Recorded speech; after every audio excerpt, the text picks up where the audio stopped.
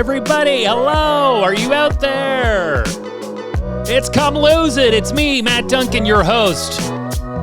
It's episode 99. Wayne Gretzky, what's up, bro? 99. Welcome to the last of the double-digit episode count of Come Lose It, a podcast that started as Podcast Fat Boy, and over a year and a half ago now almost, it has switched to Come Lose It with Matt Duncan. The journey continues, and we are about to hit them triple dig, folks. Those triple dig, that's where this podcast will die. I don't think I'll ever get to 1,000. You gotta, to hit 1,000 podcast world, guys, I'll tell you, you gotta have at least 2 a week. 2 a week going out. That's like 8 a month. You got to be doing to hit that 1,000 within about 10 years, 12 years. Like, so that's a lot of work. That's a lot of time. That's not how we operate here. This will always be a podcast that even if I'm fucking 80, might only get to around 700 or 800 episodes. Who knows? Who knows? I might just decide to fucking stop one day. But the journey goes on. The journey goes on right now. We're not canceling anything. It's been almost 10 years of doing this podcast. Recorded my first ever episode 10 years this October. And, you know, I'm thinking I'm going to try and get him on. I don't even know if he listens to this podcast anymore, if he ever did, if he takes the time. But Adam Joel Kennedy, you remember him from Supernatural season 4. He played a haunted nerd.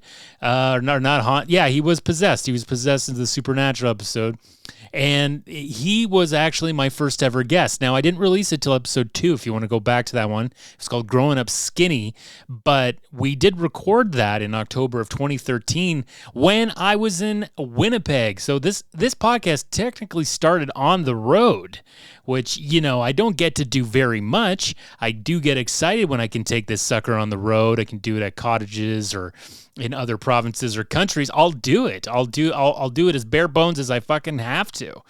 So that was the first one. I got really sick, I remember, while I was there with a terrible cold, and we talked a lot about that. But hopefully, I'm going to see if he is willing to come on to do the episode 100. Adam, if you're listening, please get in touch. If not, I'll text you, and we'll try to get you on. We'll just have a little chat. We'll have a little catch up. We'll see where your health journey's gone in the last 10 years in these last 100 episodes of the podcast. But, you know, here we are. I've got lots to talk about. The last one that I did at the cottage, you know, it's very difficult. I don't like doing this podcast around people. I feel a lot better. Currently, right now, my wife is on the highway coming home from her work, and I'm trying to get this in before she gets there because I'm always a little bit freer when I don't have people around listening in the other room. You know, it's something, it does give me a little bit of a block. I'm easily distracted. Now, I do have ADD. I have undiagnosed ADD and unmedicated ADD, but I definitely got it. I've been the human personification of a sweetener since I was a young boy. Let's just say that. And it's still there. I struggle with it. I'm kind of the control. My wife has it. She's highly medicated for it. And she's the smart one. I'm the dumber one that I choose to suffer. I think that's an Irish thing. I know you see the people like parents in my life, you would have to hold a knife to their throat for them to go to any kind of therapy. Desperately, do they all need it? Yes. Desperately. Would their relationships be better? Of course. But man, will they... Getting them to do therapy, it seems like it's on the millennials, really, to do all of that work. I know some do it, and congrats to you. Hats off to you. I'm proud of you. But a lot of them fucking don't, and a lot of them in my life do not. Anyway, moving on, babe. We talked about it last time. The country's still on fucking fire here in Canada. We just had the worst fucking day here in the hometown stopover of Newmarket. You know, I don't know how much longer we're going to be in the hometown stopover. We're starting to talk about wanting to move, possibly buying a house somewhere 4 hours away from Toronto. I don't know. It's not going to be close for the houses that we can afford. It's going to have to be somewhere a little bit further away type of deal if we go down that route. But it may not be imminent, but we never know. We're renters right now. We have a landlord that we never see, and he's a real estate guy, so we don't know. It could be 60 days from whenever that he's going to want to decide to sell this place and cash in for, I don't know, whoever fake name is also on the deed with him. Don't know. I've never had a landlord like this where you never see, hey, I ain't complaining. There's nothing worse than a landlord that's fucking around all the time. That was my last landlord. She lived above me. So it is burning. The wildfires are bad. The air quality has been the worst in the world. The worst in the world yesterday, air quality in Toronto, which was also here in Newmarket. We're only 45 minutes north of Toronto. So I've been watching the index, and we were up at an 11, okay, on the scale. That's pretty much as high as the Geiger meter goes. You know, when you're going into the nuclear reactor that's leaking radiation, we're off the scale. The alarms are sounding. Don't go outside. So what I did before it got really bad yesterday, I just we have a furnace. We have central air here.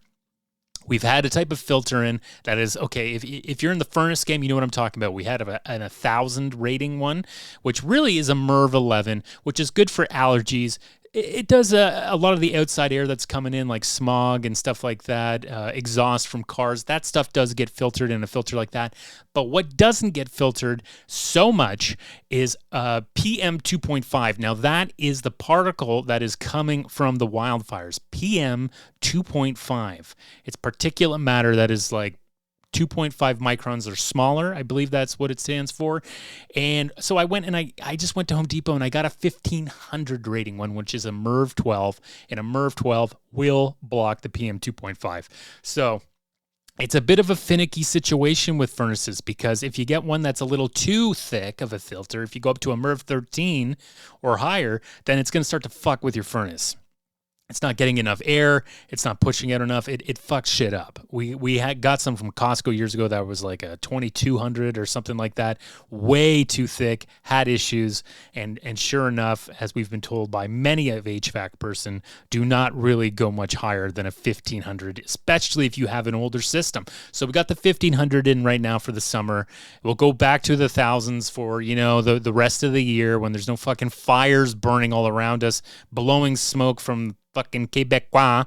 So hopefully this shit, hopefully get some rain. Hopefully, God bless the firefighters that are out there trying to extinguish the country. We're in the record. We've had a record already of wildfires burned across the country. It's going to be insane. I'd say by the end of the summer, it's going to be hopefully it's an anomaly. It won't happen again for a long time. But you know how climate change is going. It's fucked. We're all fucked. If you think that it's going to be you normal going to the park every day in the next 20 years, just having a beer and chilling out, you got something coming, man. You're just not paying attention enough to what's really going on. It doesn't matter how many warnings we get. We'll have 1,000, 2,000, 2 million more warnings. We're not going to fucking do anything about it. We're not going to come together as a people. We've proven that with the pandemic, as I've said many times before.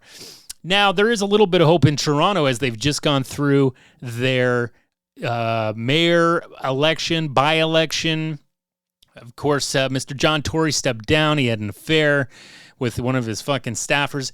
And finally, for the first time since David Miller was elected in his second term, I think around 2006 or 7, they've got like a progressive NDP mayor in Toronto, which is wild. It's been a long time. We've had I don't talk about, I'm not a part of the city anymore, but I lived through the conservative years.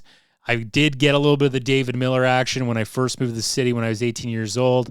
And, he ended up leaving the NDP somewhere through his term and became an independent, but he wasn't a very environmental type of mayor.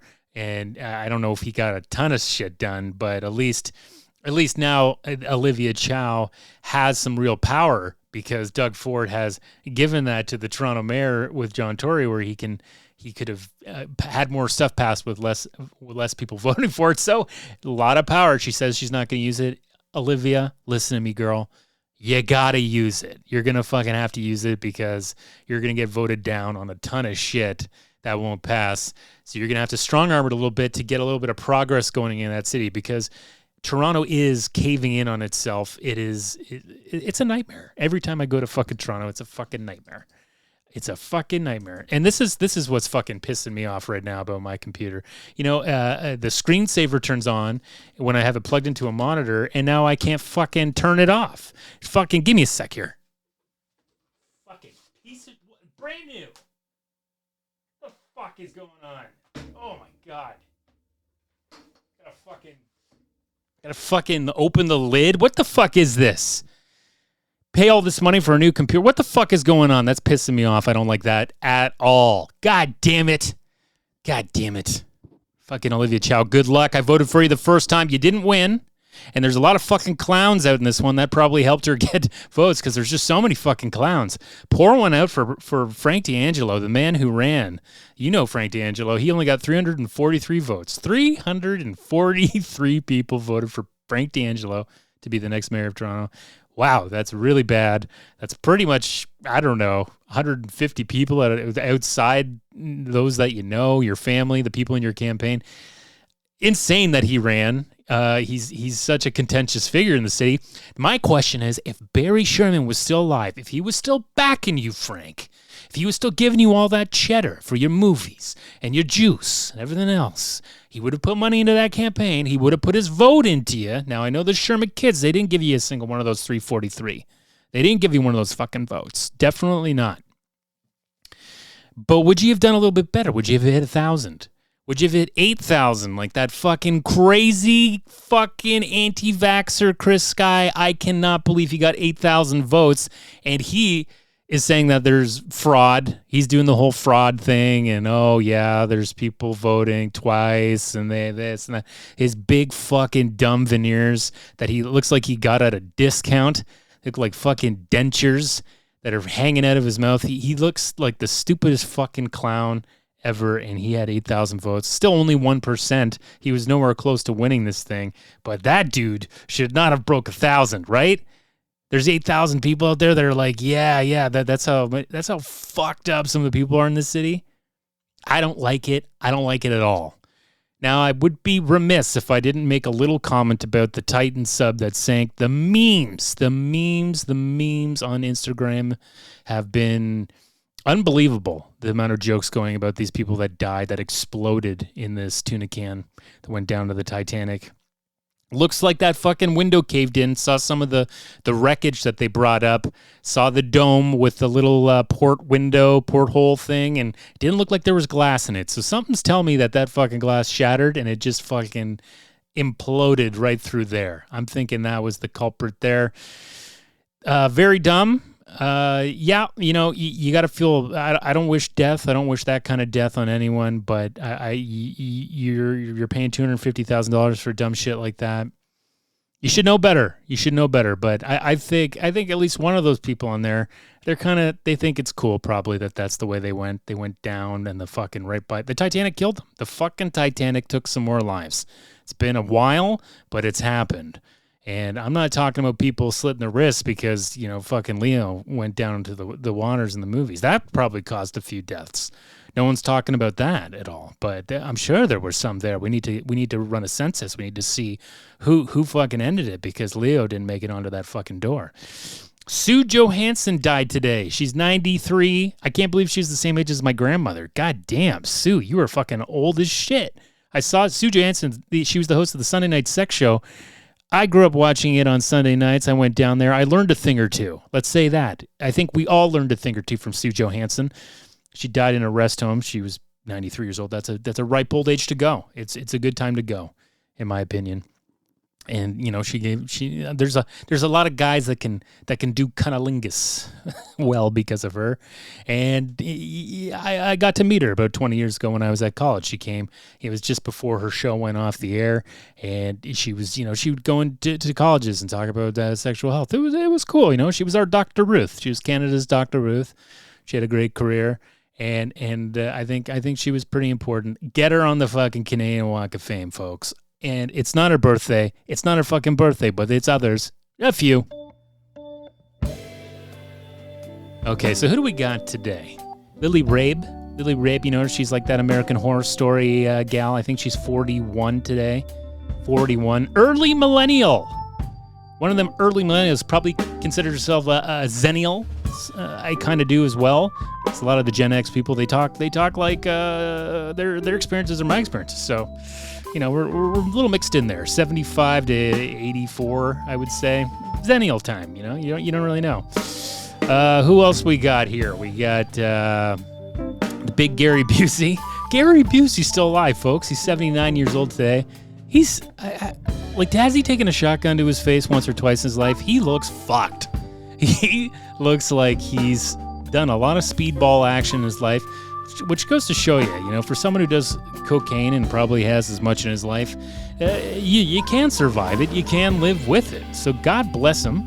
Who else we got? Slim Pickens. Slim Pickens, he died a long time ago. Died before I was born. Slim Pickens, he would have been well over 100 now. And he was in the Doctor Strangelove? Doctor Strangelove, yeah. He wrote that fucking bomb, baby. He wrote that fucking bomb. Robert Evans, the most tan man in the world, too. He died a few years ago. God bless him. Richard Lewis, 76. 76 years old. It's funny, without Curb Your Enthusiasm, would we really have thought of him since Robin Hood Men in Tights? I don't think I've ever seen him in anything else. Since Robin Hood, Men in Tights, and Curb Your Enthusiasm. Stand up. He's been sober for 30 years, folks. Cheer him on. He's going through some tough times right now. I think he's got Parkinson's. He's got the shakes. But he's still dancing. He's 76. Colin Jost is 41. The Lizard Man. He looks like a bit of a Super Mario lizard from the movie. He's got a strange look, and he knows. He has said he has a very punchable face. He's 41. He's married to Scarlett Johansson. He's laughing, folks. He doesn't give a fuck what you think he looks like. Forget it. Who else we got? Boy, it's a bit of a... that's pretty much it. It's not a, June 29th, not a day you want to be born on if you want to be famous too much, It was okay. I give it a D+. Fitness update. Okay, guys, so let's talk a little bit about what I went through in the last couple of weeks. After we left the cottage, the wife's cottage, we went and saw a friend that was from out of town, from Germany. Thanks to my German listeners. I don't know if it's them or if it's someone else. We got some German listeners on the pod. They were in town, so we went to the beach in Toronto, which is, it's a journey. It's a journey to get to the fucking beach if you're bringing stuff and everything. It's a bit of a pilgrimage to get there. You got to find the right place where you want to sit. It was a lovely day. But see, here's something I want everyone that's listening. I don't care where you live. I don't care what the climate is. I don't care if you're in Italy and the fucking the processed meat is sublime and different than what you get at a grocery store here. Do not bring beach meats ever to the beach. Don't bring beach meats. Okay? Don't bring any loose meats. I don't care if it's in a Yeti cooler. That shit's going to turn like an iguana in the sun. And let's just say a friend brought some beach meats, and I hadn't eaten anything really that day. I was getting hungry. So I had some of the beach meats. I was talking, I was having some drinks, and one of these beach meats fucking turned on me. And within 5 or 6 hours, I just barely got off the island, went to a weird basketball-themed restaurant at the edge of the island, the ferry, and we had sat down and had a drink, and I started to get real woozy and tired, and then I had to throw up in public. I don't know if it's been a long time.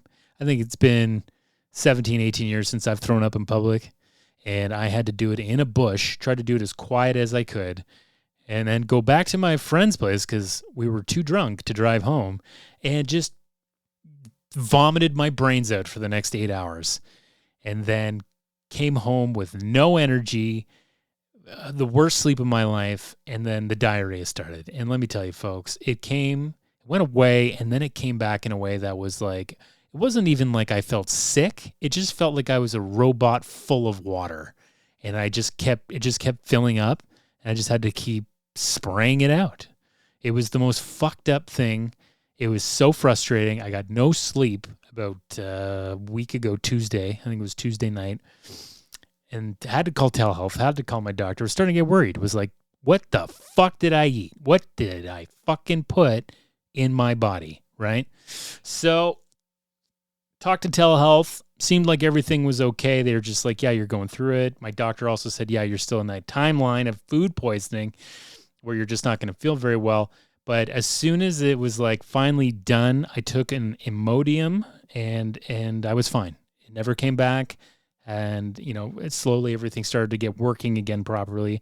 I lost a ton of weight. I feel like it's still kind of up and down and all over the place right now. It's just crazy. Hey, I'm not complaining. I'm kind of down to that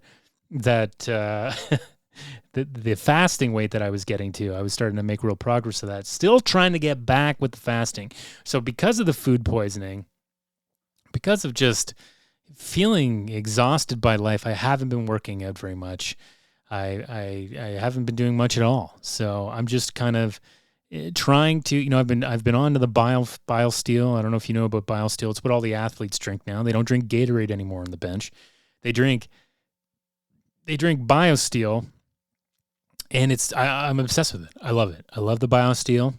It's with stevia.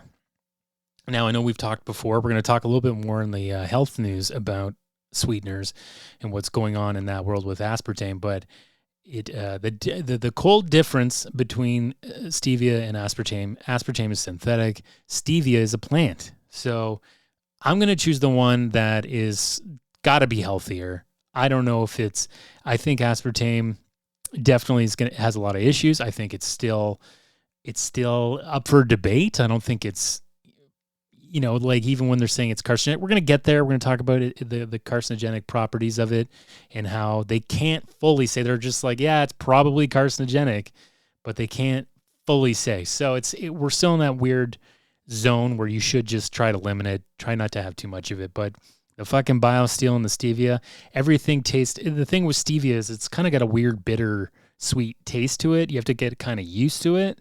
And all the flavors, they don't even try. They're like, what does this really taste like? So it's like everything is like the taste of some kind of a freezy or a popsicle.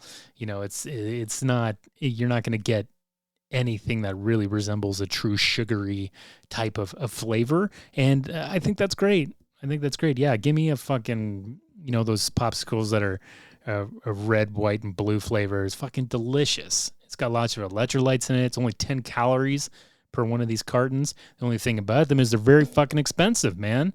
So you got to go to Costco. You got to get yourself a case of them, 24 of them for like $35. It's probably the best deal you're going to get, unless you get the loose powder and fucking mix that in. So that's kind of where I'm at. I'm going to get back on the bike or something today. I just have to start working on. My brain is running out of steam, baby. But yeah, Beach Meats, get the fuck away from me. Pour one out for the fucking, maybe we should play the fucking Beach Meats song to say goodbye, because I'm done. I'm not going to have the fucking Beach Meats any fucking more. So, let's play it out. Let's say goodbye to the Beach Meats, because this is the official fucking Beach Meat song. Am I wrong, people? Enjoy.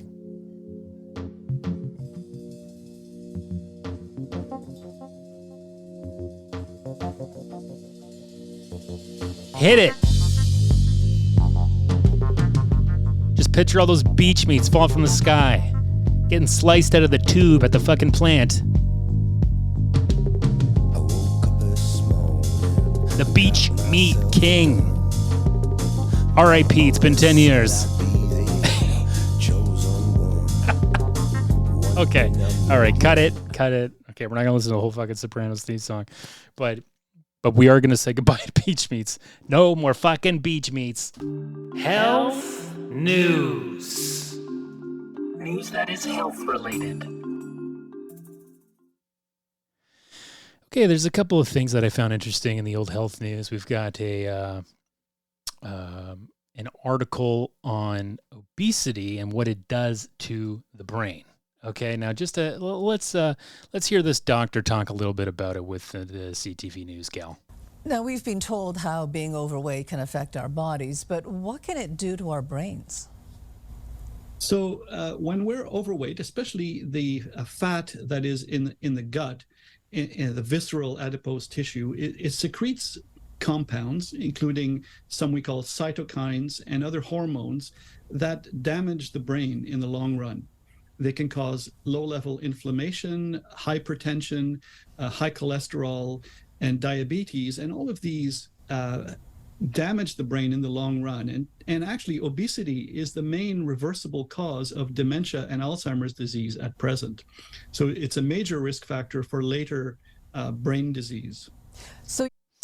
So yeah, obesity may damage the brain's ability to recognize a sensation of fullness and being satisfied after eating fats and sugars. Further, those brain changes may last even after people considered medically obese lose a significant amount of weight, possibly explaining why many people often regain the pounds they lose. There was no sign of reversibility. The brains of people with obesity continued to lack the chemical responses that tell the body, okay, you ate enough, said Dr. Caroline Apovian, a professor of medicine at Harvard Medical School. As defined medically, people with obesity have a body mass index over 30. Normal BMI is between 18 and 25. BMI is a bit of an archaic system to judge the body and the state of its health. We've talked about that before, but it does very easily capture if you are over 30. Yes, you're definitely obese. God, I fucking hope I'm not. The study captures why obesity is a disease. There are actual changes to the brain. The study's very rigorous. It was comprehensive. The way they've designed their study gives more confidence in the findings, adding to prior research. They also found obesity causes some changes in the brain. So yeah, it's when you have obesity, there's all these things that are attacking your brain. It's apparently causing a bit of a type of damage, of brain damage, where yeah, you can't comprehend the feeling of being full. Like you're always going to have to be fighting it. And I think the main thing that you can read about this article, I always post the health news articles for you to click and read. But the big thing I would say is it should give a little bit more empathy for people that are going through obesity and trying to lose weight, because this is another hurdle for them, right? It's not as easy. People think that it's a willpower thing and why can't you just change your diet? Why can't you exercise more? And this is another thing that could be going on with obesity and people trying to lose weight, and then mix that in with genetic preconditions and stuff like that. Like it's just not as easy. It's not as fucking easy. So hopefully this will increase some empathy for the struggle instead of it just being like a Joe Rogan type of attack of like, why don't you just lose weight? Like, it's not that hard. Well, it is, Joe. It is, Joe. Moving on to the next one. The WHO is cancer. They're ready to slap a label on aspartame sweetener as a possible carcinogen. That means when you get your Diet Coke or your gum or your Snapple or whatever the fuck, it might have a logo on it, just like your cigarette saying this may cause cancer. And there, it's up and down. It's up and down, the research in this. Aspartame, used in products like diet sodas, chewing gum, will be listed as possibly carcinogenic to humans for the first time by the IARC, the International Agency for Research on Cancer. And it does not take into account how much of a product a person can safely consume. So the advice for individuals and like how much you can actually drink before it's harmful is still kind of, it doesn't look like they're going to really explain that. But there was another wing of the WHO called like the JECFA, which is they're kind of like the board for additives and shit like that. They kind of put labels on additives if they're safe or not. And since 1981, JECFA has said that aspartame is safe to consume within acceptable daily limits. For example, if you weighed 130 pounds, you would have to drink between 12 and 36 cans of diet soda, depending on the amount of aspartame in the beverage, every day to be at risk. Now, that's a lot of diet soda. I think if you're drinking 5 to 6, that's not good. If you're having a can of Diet Coke once a day, that's fine. Now, the problem for me is that I'm someone who always likes to mix it with their booze, rye and Diet Coke. I just don't know why I love it. Haven't had it in weeks. I'm trying to stop it. And I've kind of been sick of it for a long time. And, with the switch over to more stevia type stuff, I'm not going to mix it with booze, obviously. I think that'll be just too gross. But I am trying to get aspartame a little bit more out of my body. But I got to have a Diet Coke every once in a while. There's nothing more fucking refreshing than a fucking Diet Coke. Aspartame, it's been studied for years. There's been studies in France that showed like it might have a slightly higher cancer risk. It showed that like there was a study in Italy in the early 2000s. I think this is the one that has really been referred to the most. And it said that some cancers in mice and rats were linked to aspartame. However, the first study couldn't prove that aspartame caused the increased cancer risk. And questions have been raised about the methodology of the second study included by the EFSA, which assessed it. So it's there's a lot of people that are, on the other side, they think that the research is faulty. The studies are a bit inconclusive on it, and it's going to make people want to drink more sugar. They're going to think sugar is better than these, non-sugar sweeteners for weight control. So there is a real battle against it, and as with anything, as we if it's a Diet Coke or you're having a Subway sub and trying to lose some weight, it's all about moderation, just not eating as much. And like that McDiet we talked about last time, sometimes you just need to eat half.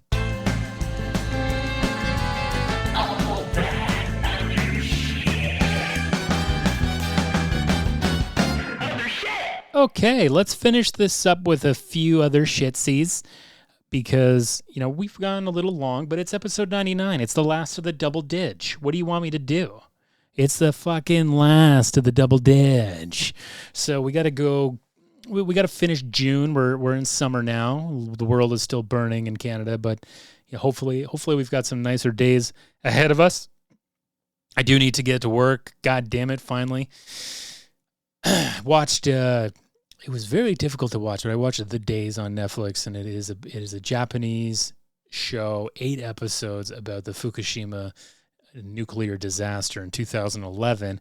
It's a fucking dense, heavy watch. It's just like, it feels like you are in that control center trying to figure out what the fuck is going on. What a fucking nightmare that is, and continues to this day. The media forgets about it, doesn't really cover it, but they still are trying to fucking clean that place up, and they can't get close to the melted fuel because it's just too radioactive for robots and humans alike.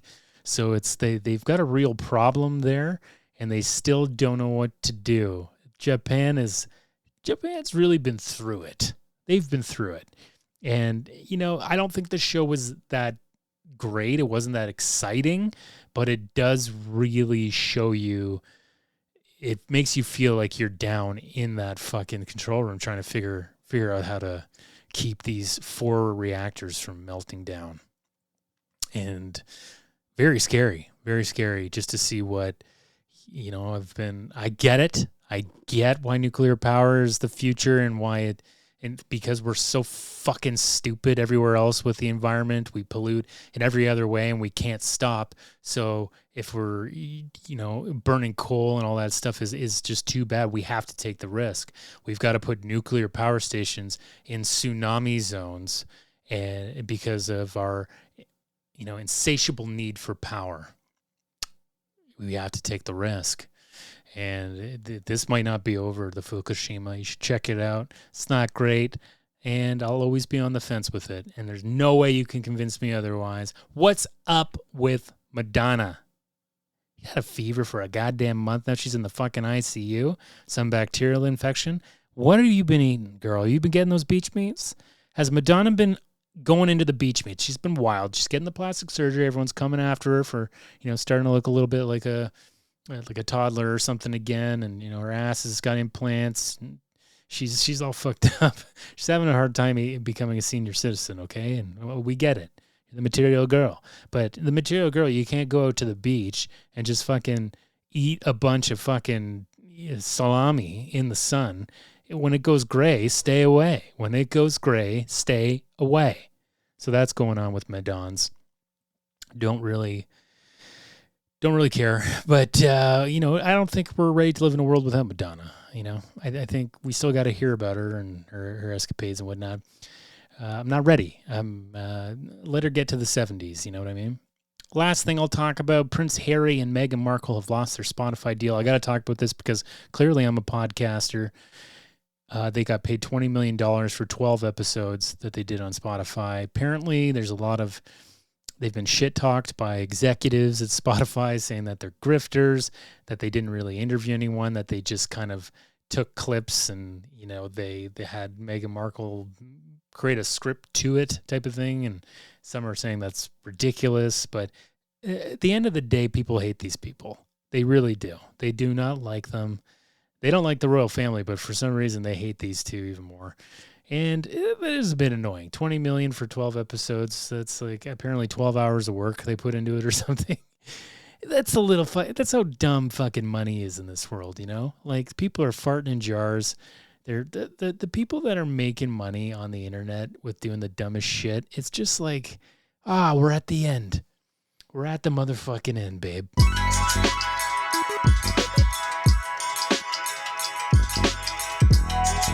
Okay, that's it, folks. 99, Gretzky in the bag.